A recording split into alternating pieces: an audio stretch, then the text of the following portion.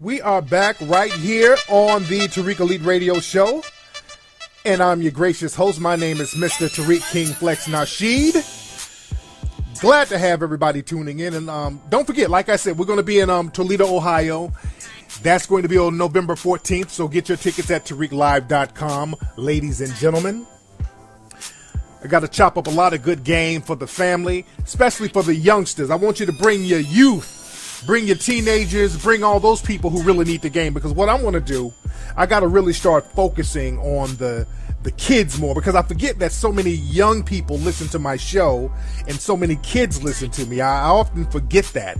And when I was out at the Million Man March out in D.C., a lot of teens and a lot of kids were coming up to me, shouting me out, saying they love the movies, they love the books and all that.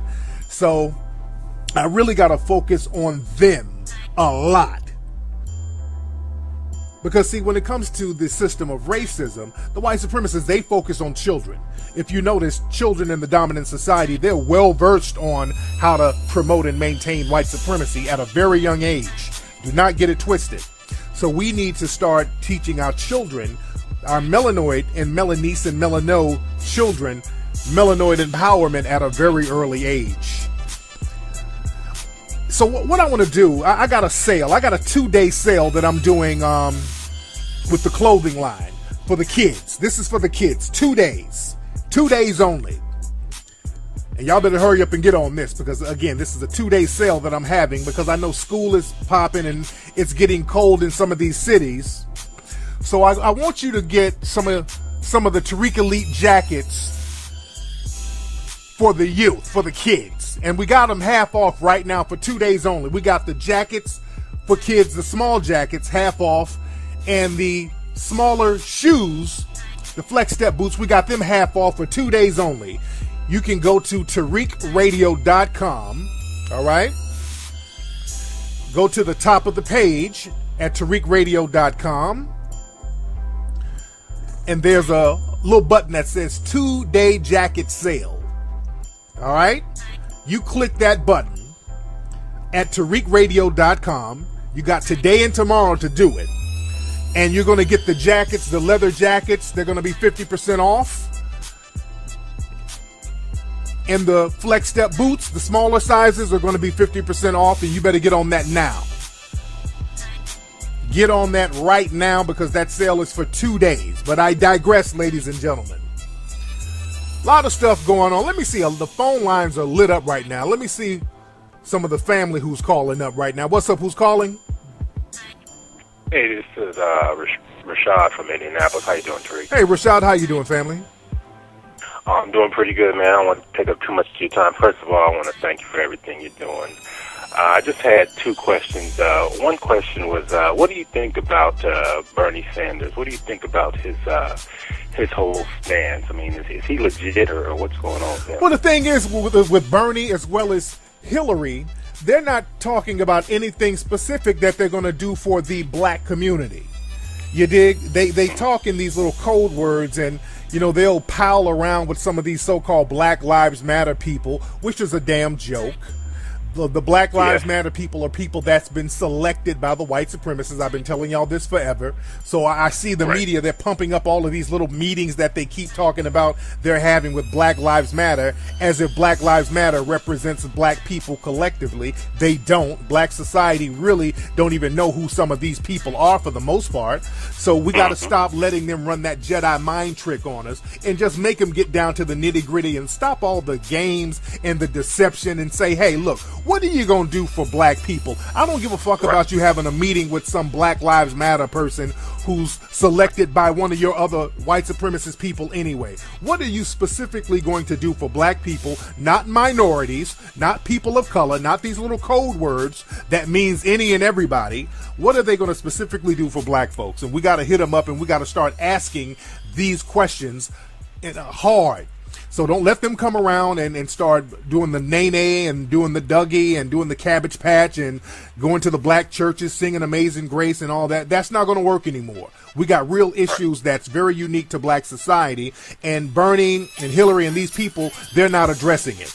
You did, and my thing is, we shouldn't vote for any of them if they're not going to address our issues. Let's stop that shit. We're going to have to start voting independent. You dig? That sounds good to me. Now, the second question, I'm sure you heard about BET and the awards and how we should boycott it because they didn't show the Million Man March. Dr. Boyd Watkins, he went in on them a little bit about, how they're kind of promoting the whole genocide in our community in reference to the musicians that they promote. What do you think about that and what he has said, basically? Yeah, I think there might be some cadence to that. But what we have to do, we have to create alternative media, and we have to not only create alternative media to that, we're going to have to promote it financially, and that's the thing. And a lot of I'm not talking about Dr. Boyce, by the way, but a lot of black people will say, well, we need other media. We need more positive images. But when you get the goddamn images, motherfuckers want to bootleg them. And that's the problem. They want the shit for free, and then you don't create a system where you can monetize and maintain a system of your own media. So you can't have it both ways. See, black folks got this little catch-22 shit that we want to jump and hop around, but you can't have it both ways. You can't holler out, we want Hidden Colors for free, we want movies like 7 a.m. for free, all that, and then say, okay, well, how come we getting all these negative images? Because people buy and support those negative images monetarily. You dig? That's right. That's right. I understand that. Yes, indeed. Thank you for the call, brother. Look, let me talk to black folks today. Let me talk to my melanoid audience. We got to stop with the catch-22 bullshit. With the selective outrage bullshit. Because I've noticed, and again, I went to the Million Man March this week and had a great time. I vibed and networked with a lot of people. And I've been seeing memes all around the internet talking about, well, the Million Man March was pointless. Look at all the money they spent with white companies. And there's several memes of people breaking the money down. There's 1 million black people. That's $25 million for the hotel, $30 million for the transportation, another $40 million for restaurants, and all of these are non-black. And so people are complaining about all the money that was spent in D.C. this weekend for the Million Man March. And my question to you is, how much money are you spending now with non-black people in your city right now? Let's cut the bullshit. Because right now, as we speak now, the same people complaining, you're spending that same amount of money in whatever city you are in right now with non-black businesses. Let's keep that shit 100. Let's not get selective about spending money in D.C. and all that. Everywhere you go, you're spending money with people in the dominant society. Let's cut that bullshit game out. All right? It's selective outrage. It's really a way to kind of, because, if Farrakhan gets the credit for kind of bringing a lot of people together, so it's almost a low-key slight at Minister Farrakhan. And that's the thing with us, too. We don't want to see another black person get shine, so we got to find some kind of selective fault with that black person getting shine. But you're spending money in the dominant white society right now, whatever city you in. Tell me a city you're in that you're not doing that. When we start talking about all the money spent in non-black hotels, there's only a handful of black hotels in this country, and most of y'all ain't spending no money in them. Because most of you don't know where they are. Let's just keep it 110. You're spending your money on transportation that's white and non-black. Why? Because there is no black-owned transportation or mass transportation anymore. Let's keep it 100. So let's stop with the selective outrage. Yeah, we spent money in D.C., but we're spending money with the white supremacists and people in the dominant society everywhere we go. And when it comes time to spend money with black folks, all of a sudden we start getting this, well, we need to get it for free. Damn, is it about the money or is it about the message? We get that dumb coon talk, which I'm going to get into later on in the show, by the way.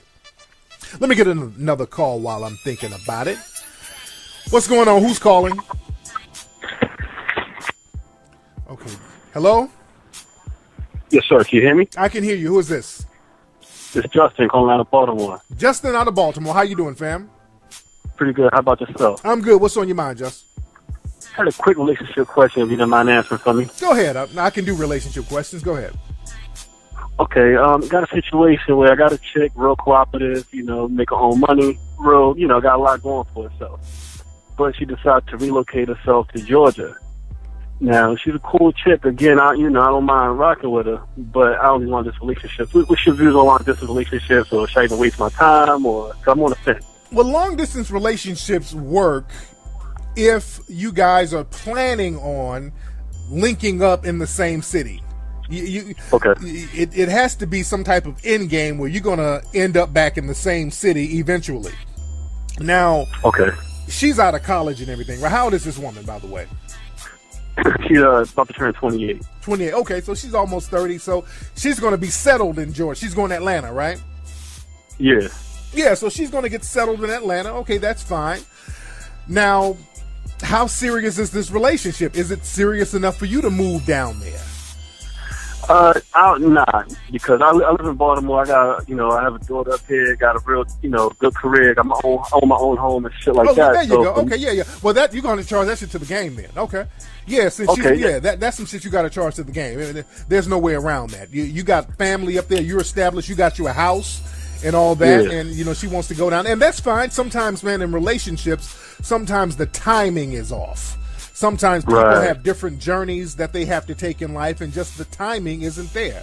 I've been there, you dig? I've been in relationships with females, and I'm like, okay, I like you, but I can't. This city, I got to bounce, and I know you can't bounce, so, good luck to you. Right. You dig? Okay. Yeah, like I said, just wanted to get your point of view, but I appreciate that, man. Yes, indeed. Thanks for the call, brother. No problem. Yes, indeed. Speaking of game, man, I'm putting together a project that I'm going to have. I'm going to do a course. It's like a teaching course that's going to go on sale. This one is going to be about $100 for this course. Just dropping hot game. It's going to be like a video training course for game. Y'all remember my first DVD, the Mac Lessons DVD. This is going to be like a definite upgraded, higher quality version of that, but just more concise, more serious, more to the point. That's going to be coming soon, because a lot of people still ask about the relationship stuff, and I still want to do the relationship stuff. There's just so much shit going on in our society that we can't ignore. But I'm going to put together a project where it's just all about straight up game. It's going to be hot. I'm getting it together now. I'm going to keep you guys posted on that. You dig? Let me get another call here. A lot of folks are calling, and I do want to get into some ism. What's going on? Who's calling? Yeah, this is Dez, calling from Detroit, Michigan. What's up, Dez from Detroit? How you doing, fam? Pretty good, man. What's on your mind? I have a question. So, you know how in the society that people always say black males are kings? Yeah. Now, I want to know, what characteristics do they share so I can become one myself? Oh, well, the thing is, sometimes we start talking in a lot of cliches. And let's just be clear. A lot of the whole African king and queen thing, that becomes an ego boost thing. For people who've been beaten down and your self-esteem has been trampled, you kind of say things, you get into cliché-isms to kind of boost people, boost their morale. And let's be very honest, all people who were in Africa were not kings and queens. Let's just be real. Everybody wasn't a king and queen. Somebody had to be a goddamn peasant. So the thing is, somebody had to be a fucking peasant. So in order to be a king or a queen, you had to either be born into royalty, or you had to earn your way into that. You had to fight your way into it. You had to hustle your way, think your way into that. And that's how you become a king, proverbially. In your society or in your world, you create a situation where you empower yourself so that you can be a shot caller, so that you can be less dependent on those in the dominant society. So that will bring you closer to kingdom. But while we claiming king and queen, we still have to understand that we are in a system of white supremacy, and the white supremacists, they can trump any type of African king or queendom if we don't have a system and an economic base in order to back up our claims of these titles we have. That's why I get on people about talking about we need to claim our Moorish status and we need to claim indigenous status. That shit don't mean nothing if you don't have an economic base or a military base to back up whatever you claim on paper. The white supremacists don't give a fuck about what you put on paper. They got military and they got a system of financial rewards or deprivations that they can use on you in order to maintain their system. So we need to combat that with our own system of empowerment. Then we can call ourselves whatever the fuck we want to call ourselves.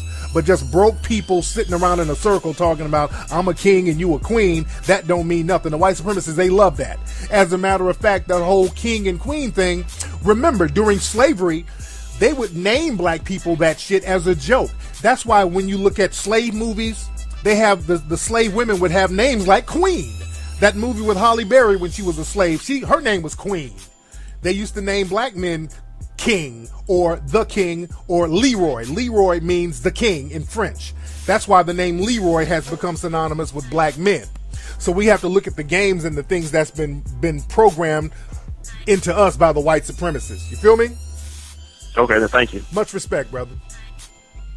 So yeah, we got to understand how to get empowerment, melanoid empowerment. We got to be about melanoid empowerment, family. Speaking of melanoid empowerment, on melanoidnation.org, which is the best social activism site in the world as far as I'm concerned, because we put the information out there, we give this some solutions, some tips, we get the information out there. But on melanoidnation.org, and by the way, everybody, y'all need to be making your donations on a regular basis to melanoidnation.org, because again, the holiday season is coming up and we're going to do a lot of things for melanoid people, as we already do. We already give a lot of money. We give thousands of dollars to schools and businesses all around the world. And we're going to be doing some stuff in Africa. I'm going to Africa later on in November. So we're going to get some things set up over there real time. Because a lot of times we sit around and talk about, well, someday we need to go to Africa and we need to link up. We're doing this shit.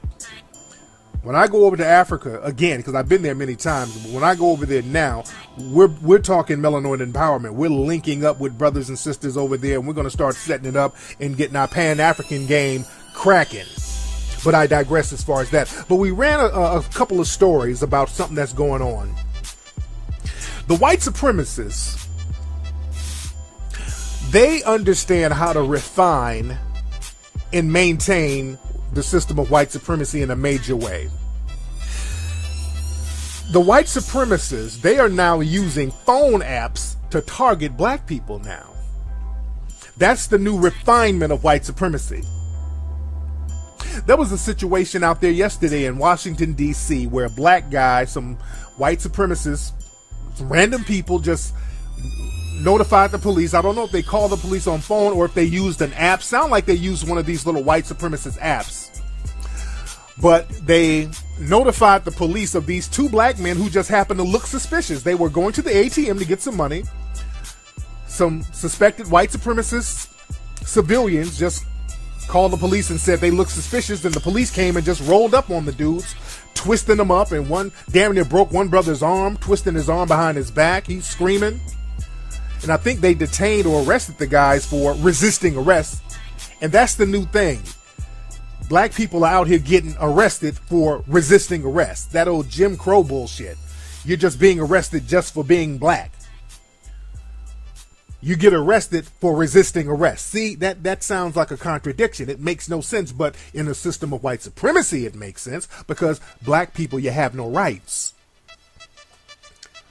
But now these white supremacists are using phone apps in order to share information with each other, in order to Jim Crow and segregate these neighborhoods. So whenever black people show up in some of these neighborhoods, these white supremacists are now connecting with each other anonymously on these apps, and these apps keep a lot of the information private. So now these white supremacists can privately and secretly share information. So when a black person show up, they can notify each other, then notify the police. So basically these apps, like one is called Nextdoor. We ran a couple of stories on that on melanoidnation.org. That's one up in the Bay. They're basically targeting black people. Any black person who's in one of these neighborhoods, you're just walking down the street buying a soda. All of a sudden, the cops roll up on you because 20 or 30 white supremacists then put your information in an app anonymously. And the race soldiers are enforcing this stuff. So they'll roll up on you, start questioning you, and the minute you say, hey, what are you doing? I'm not doing nothing. Oh, you're resisting arrest. So this is why I don't get too much into that police brutality talk. I don't really get into police brutality talk because it's not about police brutality. It's about white supremacy, because I'm looking at all the people who's involved. I'm looking at the race soldier who opposing his cops, and I'm looking at the white supremacists who are calling the cops. But out there in the DC area, there's an app, and also I think it's in New York as well, that a lot of people use. It's called Sketch Factor. It's an app that's used to report so-called sketchy people. And the sketchy people are always usually black, according to the white supremacists. In Washington, there's also another one called Operation Group Me, where they use their apps to connect with other people in their communities and to connect with the police. And basically, according to the story, most of these apps are just the 70 and 80% of the people they're targeting are black people. They use these code words like AA. Hey, I see an AA person who looks suspicious. There's an AA person who's walking into this store. And they use these things. They say that they're making these apps to stop shoplifting and all this stuff. But when a black person walks in the store, they say shit like, we have a suspected shoplifter here. See these little words they use? So black people, you don't know how much your life is in danger on a regular basis. These white supremacists are working behind the scenes, endangering your life on a regular basis, and for the most part, you don't even know it until it's too late. See, we're going to have to start looking at all the white supremacists who are involved, just like with our brother, little Tamir Rice, who was killed. And again, the law enforcement, they ruled, some of the officials up there in Ohio, they ruled that his killing by the suspected white supremacist cop of the 12-year-old boy Tamir Rice, they ruled that was justified. And they're still trying to get that cop off, because the cop has not had charges brought against him or anything. This cop jumped out of a car, shot Tamir Rice 2 seconds after seeing him because he was outside playing with a toy gun. And what happened was a white supremacist suspect sat up looking at this child play with a toy, and the white supremacist civilian who saw Tamir Rice, he knew it was a child. Let's be very clear. This dude knew that this was a kid playing with a toy. He knew it. He called in and said, hey, there's a guy out here with a gun. He might be a child, but he's out here pointing the gun at people. That dude knew Tamir Rice was a little kid just out there playing by himself with a toy gun. He knew that. But that white supremacist was a race soldier as well. He knew how to call in the other race soldiers. He was a race soldier assistant. Let me say that. We should call them race dispatchers, because they know how to dispatch the race soldiers. So with these apps, again, when white supremacists get together, what they do, they focus on how to maintain and refine and establish white supremacy. That's what they do. They use their apps. See, we get on apps and we start fucking around, joking and bullshitting. Everything the white supremacists get a hold of, they use that to maintain the system of white supremacy. So what we need to do, black folks, melanoid folks, since these white supremacists are using their apps to profile us unjustly, to race dispatch the race soldiers on us, y'all need to download all of these apps yourself. Download, there's another one they got called Ghetto Tracker. Look at the code words that they use. So download Nextdoor, Ghetto Tracker, Sketch Factor, all of these so-called crime prevention apps. And what you need to do, black folks, start using code too. Start using code words too. Don't use race, because they know how to not use race. That's how the white supremacists know how to refine white supremacy. They know how to use code words so that they're not specifically stating race. That's the part of their game. This is why the white supremacists, they will reprimand a person like Dylan Roof or even a Donald Sterling, because Dylan Roof and Donald Sterling, people like that, they broke the white supremacist code, so they have no problem reprimanding them or letting them be sacrificed to the wolves, so to speak. Because these were people who broke the code and used explicit racial terms. You're not supposed to do that in the refinement stage of white supremacy. That's a big no-no. Major no-no. That's why you'll see a person who's a white supremacist sit up and say, hey, man, that Dylan Roof, he's awful. That was awful what he did. Because now you can't deny that Dylan Roof is a white supremacist, because part of the game of white supremacy is denial. Being able to deny white supremacy exists. That's part of the refinement. So with Dylan Roof, you can't deny it. This dude wrote a manifesto. He was very specific about targeting black people. So the white supremacists, they'll throw him to the wolves. So just because somebody's throwing Dylan Roof to the curb, don't think that that person in the dominant society is not a white supremacist. All right? But part of the refinement stage is denial and using code words. So this is what you do, melanoid people. Download all those apps that these white supremacists are using. And what you do, you start reporting suspected white supremacists on those apps too. You need to start supporting or reporting suspected white supremacists on these apps. So when you see some suspected white supremacist dude walking around, what you need to do is get on that app anonymously like they do and say, hey, I see a suspected child molester walking around here. He's in some gray pants and a shirt. He has blonde hair, blue eyes. He's walking around. I'm scared. He might be a child molester. Somebody come get him. Got it? If you see a suspected white supremacist female walking around, get on your app and say, hey, look, I see a suspected meth user. I'm scared. She might be on the pipe. She might be on meth. I'm scared. She's on the corner of Avalon and 3rd.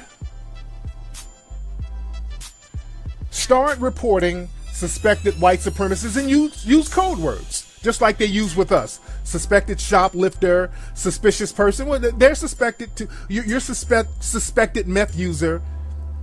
You're suspected pedophile. Let's do the same thing.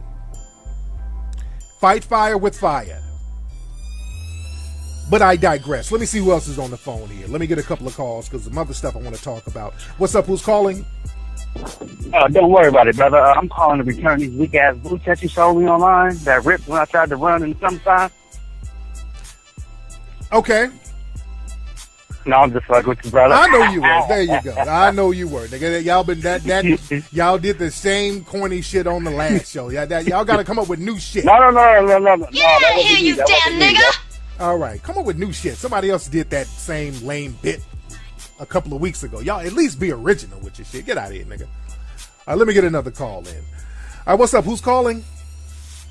Hey, this Tariq. This is Tariq. Who is this? Hey, Tariq. This Quan from Buffalo, New York, by way of Harlem. Hey, man, what's on your mind, Quan? How you doing, big dog? Yo, man. Man, Quan, get to the point. All right, Quan, you got to get to the point. Good, man. You're not calling your grandma at the nurse. Quan, you're not calling your grandma at a nursing home, nigga. Goddamn. You got to get to the point, Quan. I'm sorry, big dog. I'm a little off. I got completely thrown off. I'm sorry, but look, big shout out to you, big homie. Listen. Right now, I'm just calling up real fast, and I just wanted to show my sorry. Oh my God, I'm really thrown off. I can't believe I'm really even talking to you. I was just listening to you. All right, brother. All right, send me an email, brother. Okay, man, you're gonna slow the show down. You're gonna slow it down, brother. Just send me an email, Quan. Yeah, I get it together, man. I respect it. I get it. Sometimes people get overwhelmed. You dig? I understand that. People get overwhelmed, and I get it. All right? Now, let's get into some game. All right?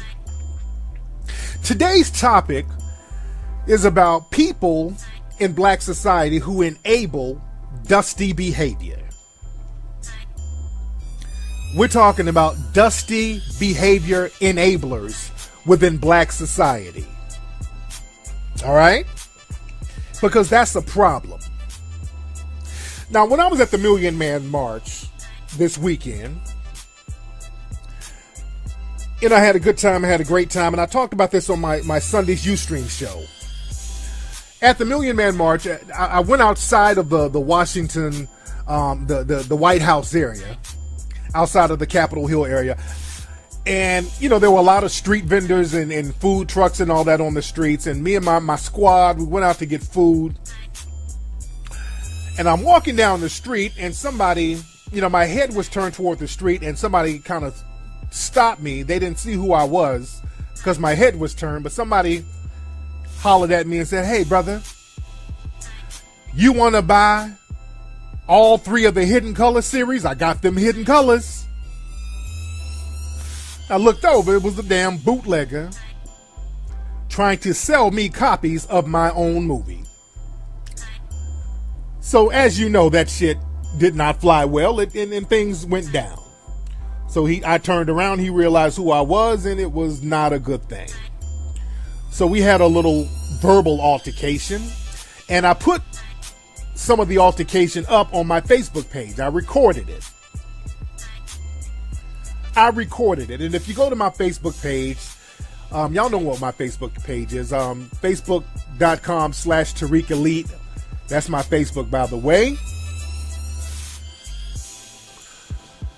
Me and the guy kind of got into it. I didn't stomp him out. I wanted to stomp him out, but it was the Million Man March, and I didn't want to be the dude to stomp somebody out at the Million Man March.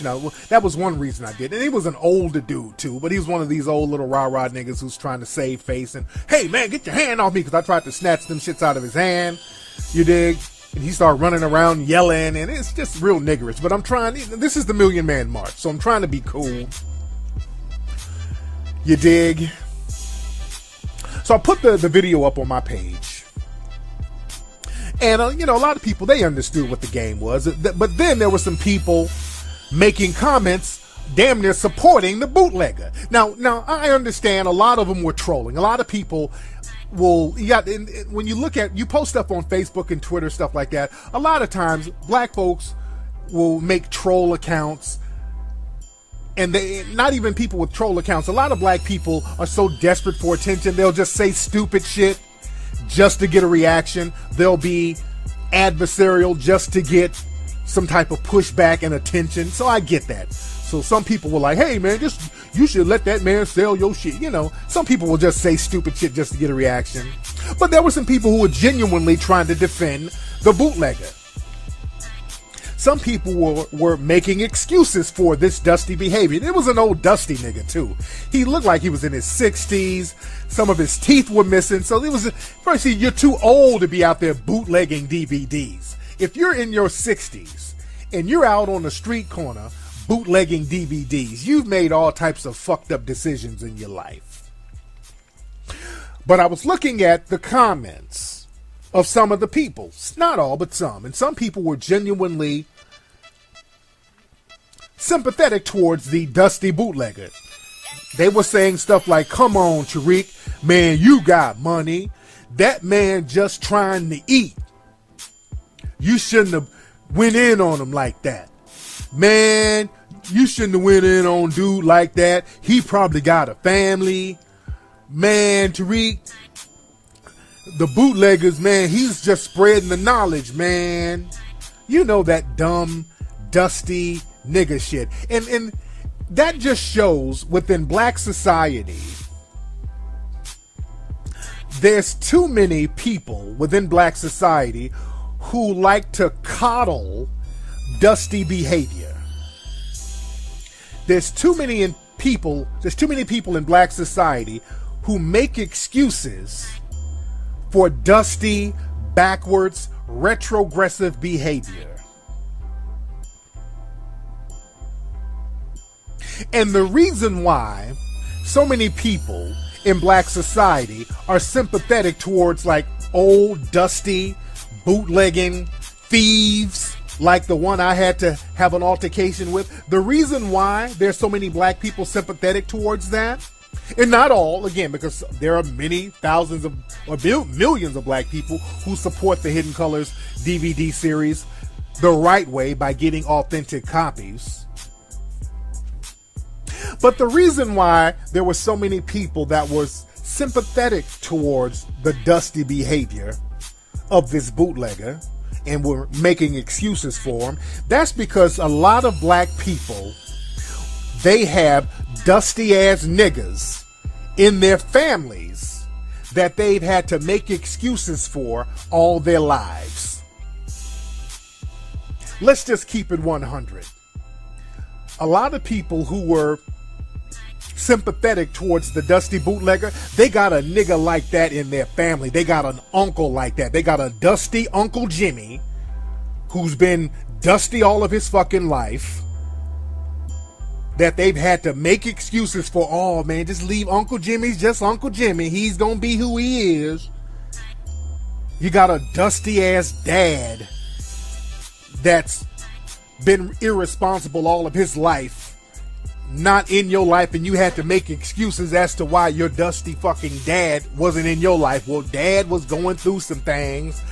Dad and my mama couldn't get along. Or dad, he was on that narcotic. Dad was, you know how daddy was. We've been making excuses for dusty ass niggas and dusty ass women too for way too long. So we make so many excuses for them, we end up enabling them.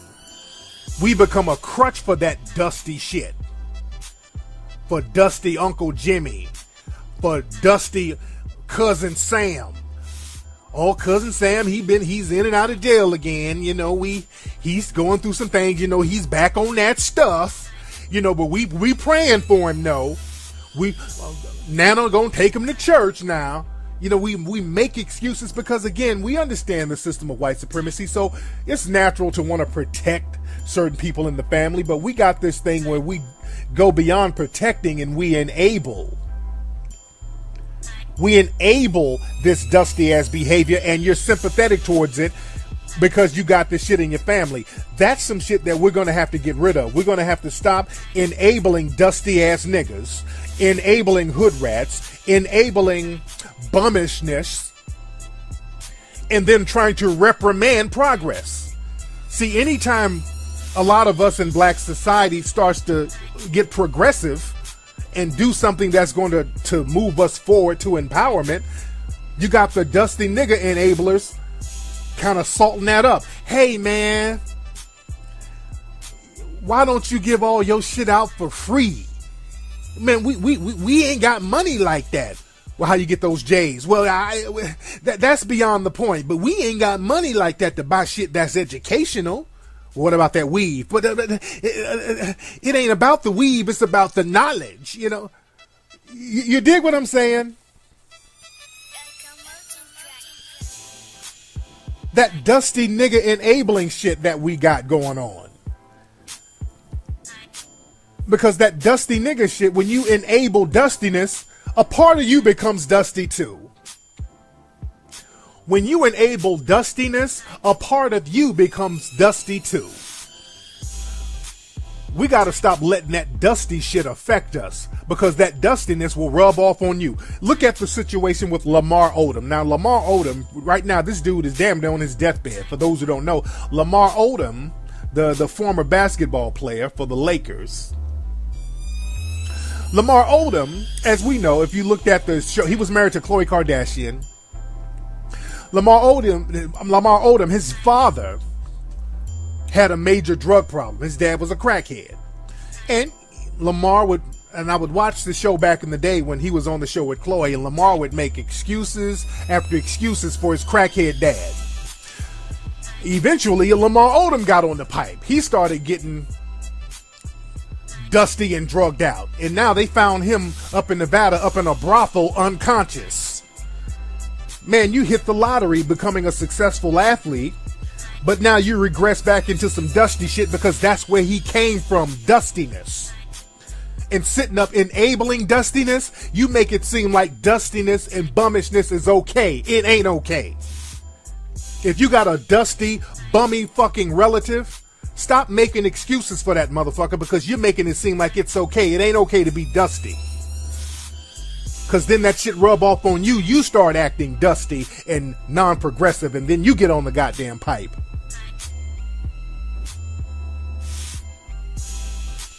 And now this dude is on his deathbed, and these white folks are going to get his damn money. They about to pull the plug. They got the decision to pull the plug on Lamar Odom, by the way, but I digress as far as that. But the thing is, see, black people, many black people, and I'm not talking about all black people, by the way, but just many. I'm not even talking about most, but there's too many black people in black society. They've learned how to reward dustiness as a defense mechanism, because if you live in a system where you're deprived of resources for so long, you live in a system where you're deprived based on race. The white supremacists, and I always put it back on them, they create a situation where you're deprived based on race. So you learn how to try to cope with being deprived. So what we do, we'll turn deprivation into a badge of honor. We'll say, well, hell, okay, I'm in the projects, but hell, being in the projects is cool. I'm from this hood, and being from this hood is the shit. My hood is more gangster than your hood. We get into that shit as a defense mechanism. And then we start getting into that hit a lick mentality, where you've been deprived so long, so any black person who figures out how to hit a lick or get over or think they get over on the system that's oppressing them, that's rewarded. But here's the catch, though. That hit a lick mentality, where you get over on the system of white supremacy, they've set themselves up where dusty niggas can barely get over on them. You can't really get over on people in the dominant white society because they set the system up to prevent and protect themselves from dusty niggas. This is why they got all those apps. This is why the white supremacists, the minute that a black person shows up, even if you're not dusty, they're talking about how suspicious you look and you might be a thug or whatever. So they attack you the minute you show up in their society. So they have a protection mechanism that will alleviate any threat of dustiness attacking them. So now when you have dusty niggas, who are they going to attack now? Who are they going to hit a lick on now? They're going to hit a lick or try to attack people within black society who have limited resources. You dig? So this is why people will reward a motherfucker bootlegging.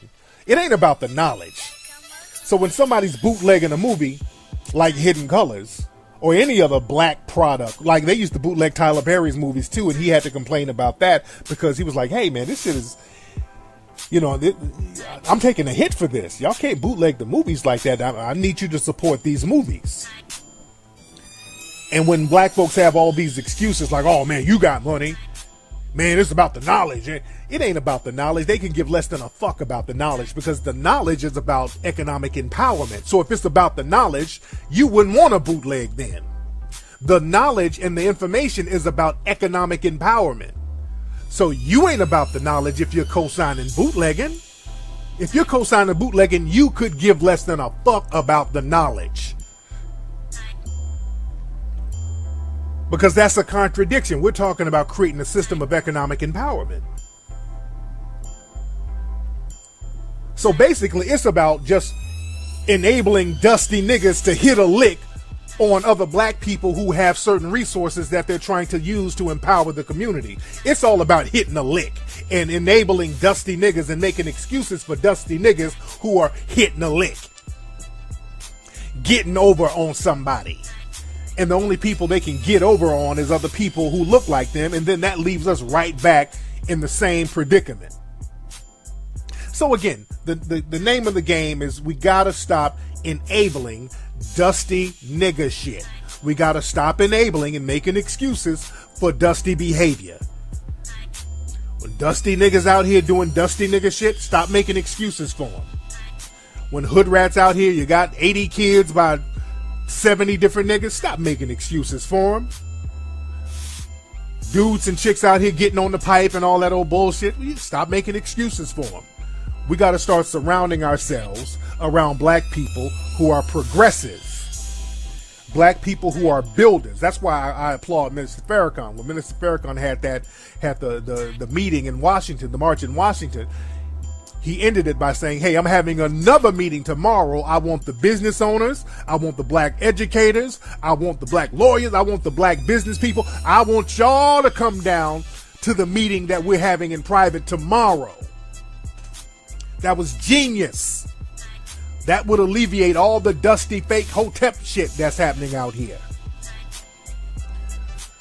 You dig? And by the way, we're going to have a think tank pretty soon. There's some things that I want to discuss with the family. Speaking of having meetings with like-minded black folks, we're going to have a think tank coming up pretty soon. But anyway, I digress.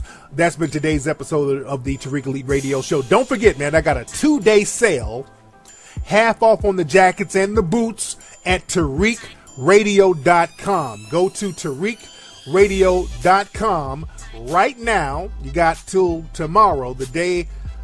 It's a 2-day sale. Go to TariqRadio.com. On the top of the page, click 2-day jacket sale. Get this for your kids. Get this for the youth. It's cold out there in some of these cities. Get them the leather jacket and the leather boots. Get that for them right now. Don't forget to get Hidden Colors 1, 2, and 3 at HiddenColorsFilm.com. Get the other gear at TariqElite.com. Ladies and gentlemen, follow me on Twitter at Tariq Nasheed and follow me on Instagram at Tariq Elite. Ladies and gentlemen, I'm going to holla at you guys on Ustream this Sunday. Get it twisted. So we need to start teaching our children, our melanoid and melanice and melano children, melanoid empowerment at a very early age. So what I want to do, I got a sale. I got a 2-day sale that I'm doing with the clothing line for the kids. This is for the kids. 2 days. 2 days only. And y'all better hurry up and get on this because, again, this is a 2-day sale that I'm having because I know school is popping and it's getting cold in some of these cities. So I want you to get some of the Tariq Elite jackets for the youth, for the kids. And we got them half off right now for 2 days only. We got the jackets for kids, the small jackets, half off. And the smaller shoes, the Flex Step boots, we got them half off for 2 days only. You can go to TariqRadio.com, all right? Go to the top of the page at TariqRadio.com. And there's a little button that says 2-day jacket sale. All right? You click that button. We are back right here on the Tariq Elite Radio Show. And I'm your gracious host. My name is Mr. Tariq King Flex Nasheed. Glad to have everybody tuning in. And don't forget, like I said, we're going to be in Toledo, Ohio. That's going to be on November 14th. So get your tickets at TariqLive.com, ladies and gentlemen. I got to chop up a lot of good game for the family, especially for the youngsters. I want you to bring your youth, bring your teenagers, bring all those people who really need the game. Because what I want to do, I got to really start focusing on the kids more because I forget that so many young people listen to my show and so many kids listen to me. I often forget that. And when I was out at the Million Man March out in DC, a lot of teens and a lot of kids were coming up to me, shouting me out, saying they love the movies, they love the books and all that. So I really got to focus on them a lot. Because, see, when it comes to the system of racism, the white supremacists, they focus on children. If you notice, children in the dominant society, they're well-versed on how to promote and maintain white supremacy at a very young age. Do not people, which is a damn joke. The Black Lives Matter people are people that's been selected by the white supremacists. I've been telling y'all this forever. So I see the media, they're pumping up all of these little meetings that they keep talking about they're having with Black Lives Matter as if Black Lives Matter represents black people collectively. They don't. Black society really don't even know who some of these people are for the most part. So we got to stop letting them run that Jedi mind trick on us and just make them get down to the nitty gritty and stop all the games and the deception and say, hey, look, what are you going to do for black people? I don't give a fuck about you having a meeting with some Black Lives Matter person who's selected by one of your other white supremacist people anyway. What are you specifically going to do for black people, not minorities, not people of color, not these little code words that means any and everybody?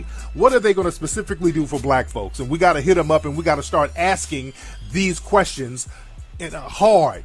So don't let them come around and start doing the nay-nay and doing the Dougie and doing the Cabbage Patch and going to the black churches, singing Amazing Grace and all that. That's not going to work anymore. We got real issues that's very unique to black society, and Bernie and Hillary and these people, they're not addressing it. You did, and my thing is, we shouldn't vote for any of them if they're not going to address our issues. Let's stop that shit. We're going to have to start voting independent. You dig?